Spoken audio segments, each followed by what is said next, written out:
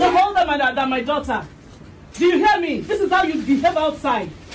Stop shouting in my face. Shut up! Don't You tell never me tell to me. stop. I don't Don't know ever you. tell me. You don't Don't shout in my me. face. What the It's hell? the point that I don't know you. My beautiful people, I will go straight to the point. Like as I did, so I'm not even smiling. This video is so very, very annoying on so many freaking levels. Okay. Now I no put volume for the video, so I will give you now wetin dey sup for this background. This young girl, she from school, she dey with her friends, white children. If una dey see for the background, they come this chicken and chips shop to pick some snacks, abi food to eat.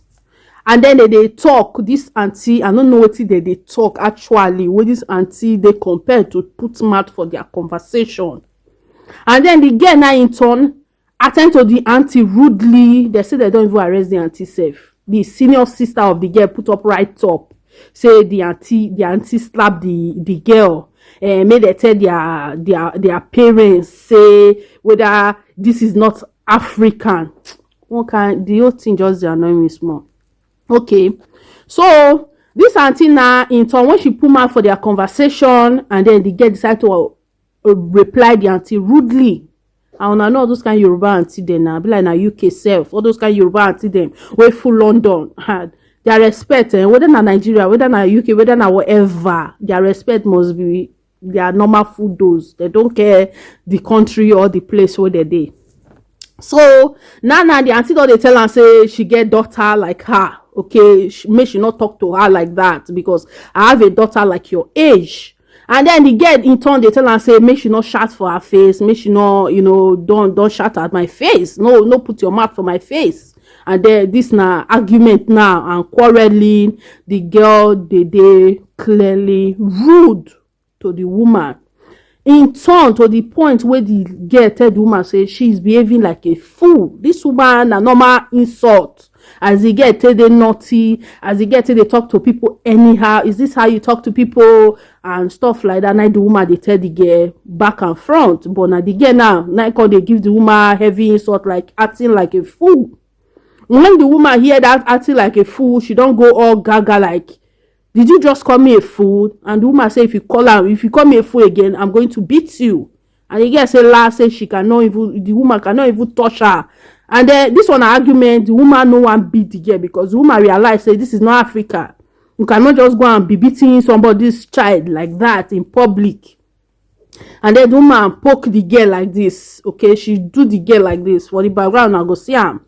In turn, the girl just pour the chips and everything where she dey eat on the woman. And the woman want rush the girl, like beat the girl really. As per now, she no care whether na Nigeria she do or wherever. She want rush and beat the girl, but the public no allow am, so they had to grab the woman. But say people don't small cover the view. I don't know whether this lady later slapped the girl, because the girl's senior sister say the woman slap her for where she dey eat chips with her friends. Okay, so people now for comment, because this video now don't go viral and people get different opinion to say. Most of them say, this auntie, you feel say na Nigeria you dey, you feel say na Africa you dey. Many of the comment na auntie we feel say na Africa na dey. So me now, my opinion for this matter, make una drop una comment wetin una think. Me, I feel say this pikin na the type of pikin we go call police for im mama. Oyibo people, no be all Oyibo people know they touch their pikin, because these days una they call am child abuse. Even for mama self to just cane the pikin for bomb, or you do wrong and I decide to like lash out on you. These days, even we black self now, so we they see am as child abuse. Una they see say we the respect way we they give our parents where then we they barely they even they get half of the respect. I not say beat the respect out of your child, but if the occasion calls for it, you suppose fist smack your child. I'm not saying stranger should, but you as a mother, you should. Okay, you should.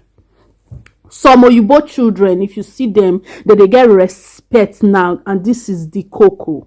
And they see them where mostly mixed children where they get black parents and black and white parents together.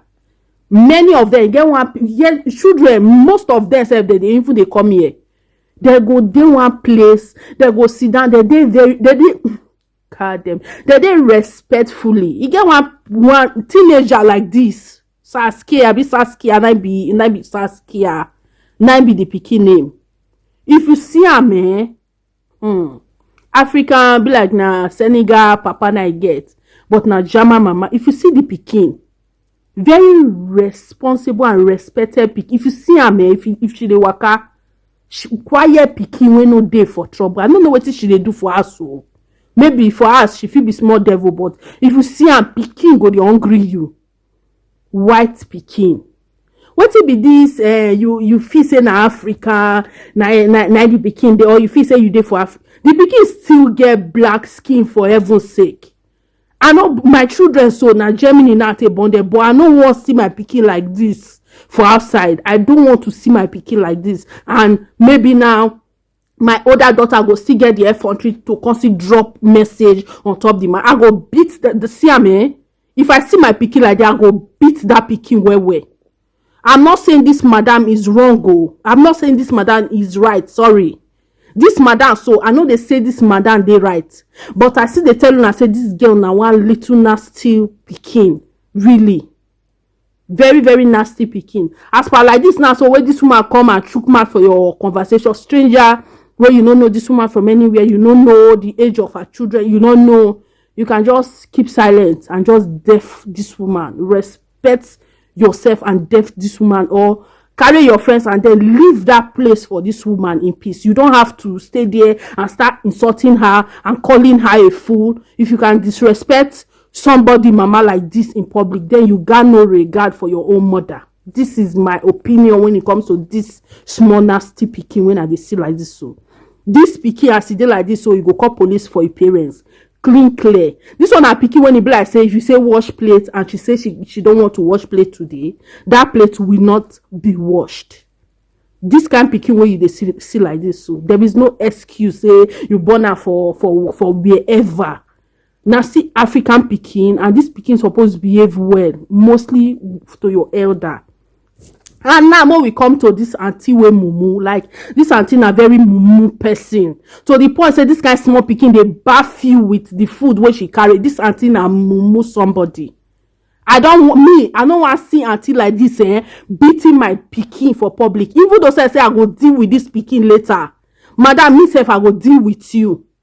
You suppose mind your business when they talk. So not be when you reach person you go tell the person to mind the business, but when it comes to you na very very hard thing for you to do.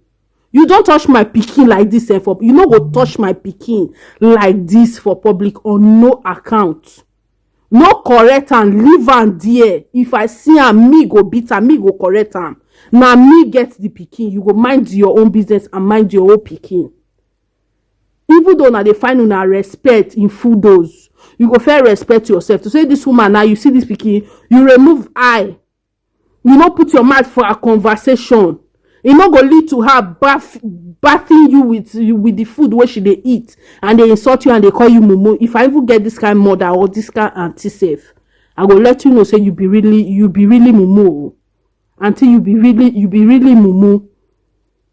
This kind of thing not be what you they do for public. You will respect yourself. And she's busy saying, see, oh, is this how she talk to people? You they busy, they try to make the camera look as if the girl they nasty.